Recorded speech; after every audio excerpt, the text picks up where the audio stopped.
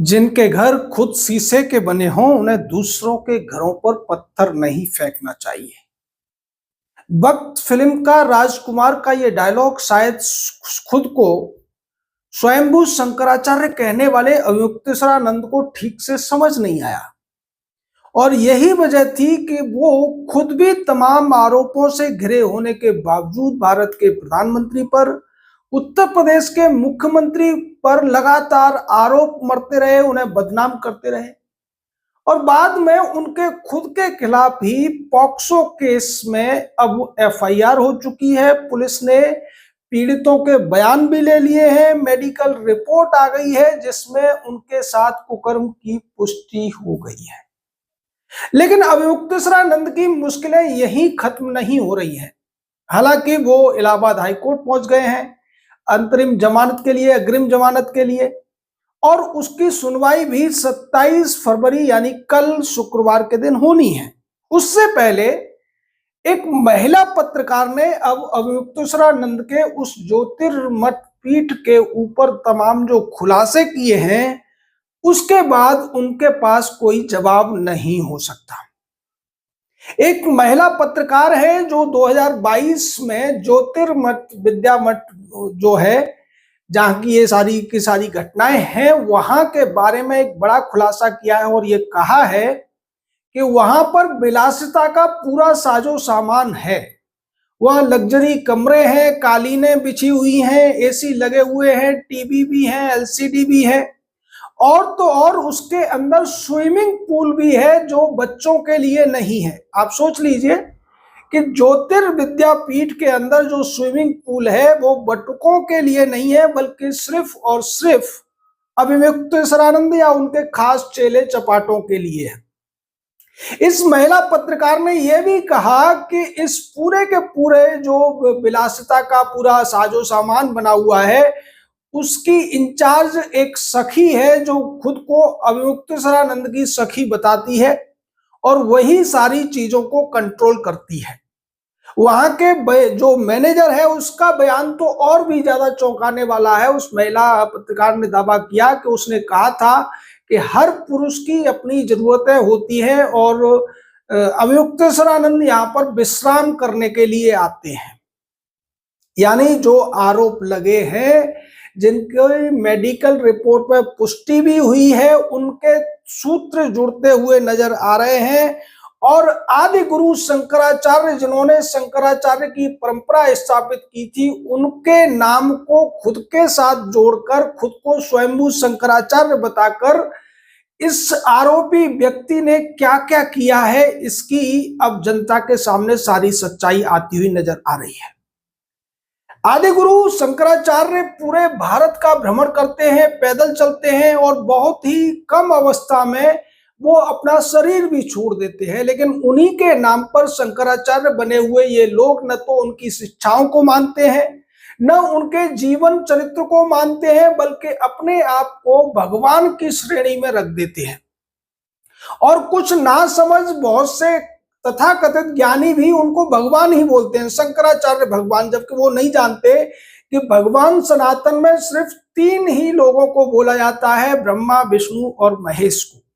भगवान का मतलब होता है समस्त ऐश्वर्य का स्वामी, यानी जो समस्त सरासर सृष्टि का स्वामी हो सकता है, सारी शक्तियों का स्वामी हो सकता है, वही भगवान हो सकता है। कोई शंकराचार्य की पदवी धारण करने से भगवान नहीं बन सकता। कुमार विश्वास ने बयान दिया कि भगवान शंकराचार्य, जबकि कुमार विश्वास खुद हिंदी साहित्य का प्रोफेसर रह चुका है, उसके बावजूद वो ऐसी नासमझी भरी बातें करता है। खैर, जो है लोगों की समझ है। अब बात करते हैं कि उन्हीं शंकराचार्य गुरु के नाम पर इन लोगों ने क्या क्या पाखंड कर रखा है, क्या क्या अपनी शानो शौकत बना रखी है। ये लोग चांदी के सिंहासन पर बैठते हैं, अपनी चरण पादुकाओं का पूजन कराते हैं और अभी माघ लेने मेले में जिस बात को लेकर बवाल हुआ था वो ये थी कि ये अवयुक्तेश्वरानंद एक पालकी में बैठकर संगम का जो नोज बोला जाता है या संगम बिंदु बोला जाता है उस जगह जाना चाहते थे। आप सोचिए कि जो आदि गुरु शंकराचार्य हैं वो केरल से लेकर उत्तराखंड तक पैदल आते हैं और ये 200 मीटर गंगा स्नान के लिए भी पैदल जाने की इच्छा नहीं रखते हैं और खुद को शंकराचार्य बताते हैं। ये लोग पादुका पूजन कराते हैं, जो कि आदि गुरु के सिद्धांत जो उन्होंने विवेक चूड़ामणि में दिया था उसके बिल्कुल खिलाफ है। विवेक चूड़ामणि में आदि गुरु शंकराचार्य साफ कहते हैं कि आत्मा परमात्मा में कोई भेद नहीं है और सभी मनुष्य बराबर हैं। अगर सभी मनुष्य बराबर हैं तो एक दूसरे के चरण बंधन कराने का किसी को भी अधिकार नहीं है। वो दूसरी बात है कि सम्मान पूर्वक कोई व्यक्ति आपको नमस्कार करता है, चरण स्पर्श करता है, वो अलग बात है। लेकिन आप किसी पद के नाम पर अपना चरण बंधन कराएंगे, पादुका पूजन कराएंगे, आप सिंहासन पर बैठेंगे, दूसरों को अपमानित करेंगे, किसी को भी कुछ भी कह देंगे और फिर कहेंगे कि हम तो शंकराचार्य हैं, जबकि आपके शंकराचार्य पद का अभी भी पूरा मामला लटका हुआ है। न तो आपके गुरु को वो मामले में कोई निर्णय आया था, वो भी 26 साल शंकराचार्य रहे, लेकिन उनका भी विवाद इलाहाबाद हाईकोर्ट में चलता रहा। इनका विवाद सुप्रीम कोर्ट में पेंडिंग है और इनके दावे, इनकी जो ठसक है, इनका जो घमंड है, इनका जो दंभ है, उसके अलावा हमने आपको पिछली बार बताया भी था कि संत की एक निश्चित कसौटी होती है। जो व्यक्ति अपने अंदर से सट विकारों का अंत कर लेता है वो संत हो जाता है, चाहे वो गेरुआ कपड़े पहने या ना पहने, चाहे वो गृहस्थ में रहे या जंगल में रहे या आश्रम में रहे, लेकिन सट विकारों से उसको ऊपर होना जरूरी है। ये सट विकार सब जानते हैं, काम, क्रोध, लोभ, मोह, दंभ, द्वेष। अब इनके ऊपर तो काम ही होने का ही आरोप लग चुका है, जिसकी पुष्टि भी मेडिकल रिपोर्ट में हो रही है। हालांकि कोर्ट क्या फैसला देगा ये तो आने वाला वक्त बताएगा। दंभी ये हद दर्जे के हैं, लोभी कितने हैं वो तो ज्योतिर्मठ जो इनका विद्यापीठ है उसके बारे में जिस तरीके से विलासिता के साजो सामान की खबर आ रही है वो लोभ को बताती है। एक नया और इनका खुलासा हो गया है कि इनके खिलाफ एक कोड 27 का मामला भी बन रहा है, जिसमें करोड़ों रुपए के लेन देन के सबूत भी इनके खिलाफ मिले हैं। यानी ये लोभी भी हैं, ये कामी भी हैं, ये दंभी भी हुई हैं और जिस तरीके से उत्तर प्रदेश के मुख्यमंत्री के खिलाफ ये बयानबाजी करते हैं उससे इनके क्रोधी और ईर्ष्यालु होने का भी प्रमाण मिलता है। यानी आपके अंदर सभी 6 विकार हैं और उसके बाद आप अपने आप को स्वामी कहते हैं, संत कहते हैं, और उनसे ज्यादा तो नासमझ वो लोग हैं जो इन्हें स्वामी या संत मानते हैं। क्योंकि जिस व्यक्ति के अंदर काम भी है, क्रोध भी है, लोभ भी है, दंभ भी है, द्वेष भी है, वो संत कैसे हो सकता है, वो स्वामी कैसे हो सकता है और वो शंकराचार्य जैसे प्रतिष्ठित पद पर कैसे आसीन हो सकता है, ये भी बड़ा सवाल है। लेकिन अब ये कानून के शिकंजे में पूरी तरह फंस चुके हैं। पॉक्सो के मामलों में गिरफ्तारी लगभग अवश्यम्भावी होती है। हालांकि ये अपनी अग्रिम जमानत के लिए कोर्ट पहुंचे हुए हैं, कोर्ट को भी तमाम सारे सबूतों को ध्यान में रखते हुए निर्णय करना पड़ेगा।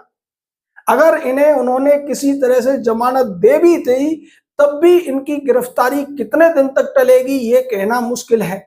जिस तरीके से मेडिकल रिपोर्ट में उन बच्चों के साथ कुकर्म की पुष्टि हुई है, और ये कितना जघन्य अपराध है, आप सोच कर चलिए कि जो व्यक्ति छोटे बच्चों के साथ कुकर्म कर सकता है क्या वो सम्माननीय हो सकता है?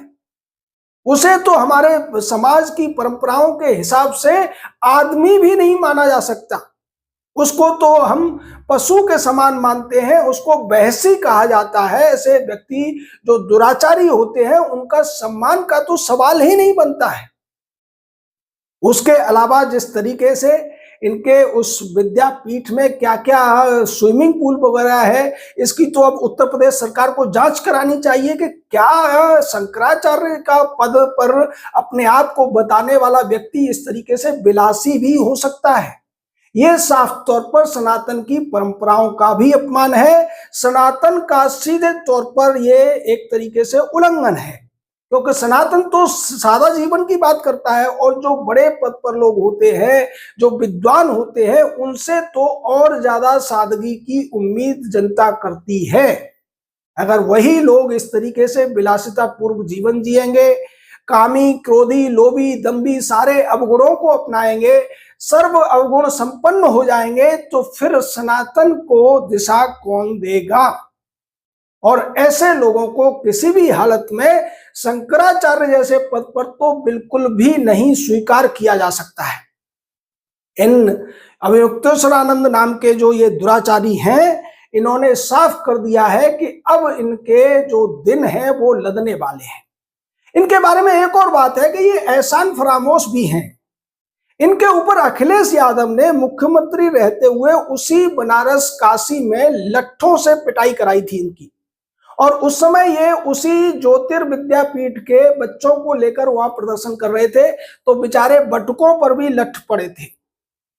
इन पर तमाम केस लगा दिए गए थे। योगी आदित्यनाथ की सरकार ने उन केसों को हटाने का काम किया, लेकिन इसका एहसान मानने की बजाय ये अखिलेश यादव से दोस्ती करते हुए नजर आते हैं। और अब इनके पक्ष में इनका बचाव करने के लिए जो पार्टियां खड़ी हुई हैं, एक कांग्रेस है और दूसरी समाजवादी पार्टी है, जिनके विचार सनातन के बारे में, हिंदू धर्म के बारे में, हिंदू धर्म की आस्थाओं के बारे में क्या है, ये किसी से छुपा हुआ नहीं है।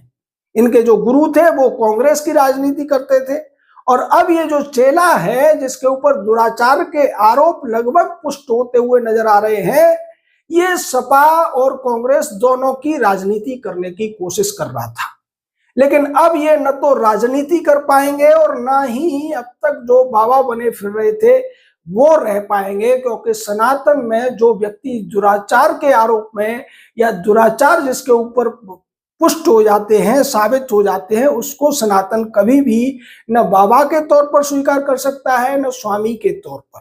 तो इन्होंने अपने घमंड में आकर खुद ही अपनी लंका में आग लगा दी है, और इसका अंत क्या होगा ये तो आने वाला भविष्य बताएगा। हाईकोर्ट में कल क्या होगा वो भी हम आपको बताएंगे, लेकिन किस तरीके से ये खुद ही अपने बुरे जाल में फंस गए हैं वो हमने आपके सामने रखा है। आपका इस पूरे मामले पर क्या कहना है, अपनी राय दीजिए, और आगे से कभी भी किसी भी व्यक्ति को आप भी भगवान मत बोलिए। भग का अर्थ होता है ऐश्वर्य, समस्त शक्तियां, और बाण यानी जिसके पास हैं। तो हम आम बोलचाल की भाषा में किसी भी देवता को भगवान बोल देते हैं, किसी भी गुरु को लोग भगवान बोल देते हैं, तो उस भगवान शब्द का इस्तेमाल सोच समझकर कीजिए। ये सनातन के जो सिद्धांत हैं बहुत ज्यादा साइंटिफिक हैं। जय हिंद, जय भारत।